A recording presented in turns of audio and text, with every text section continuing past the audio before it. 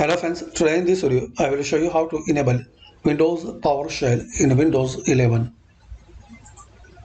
Click on Start, type here Windows Features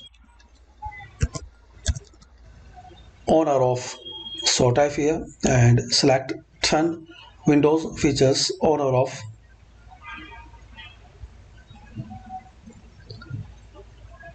Now in this list, check this Windows PowerShell and click on this plus icon.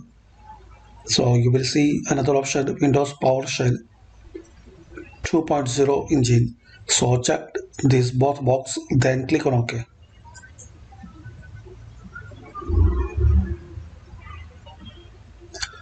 Now wait for a while.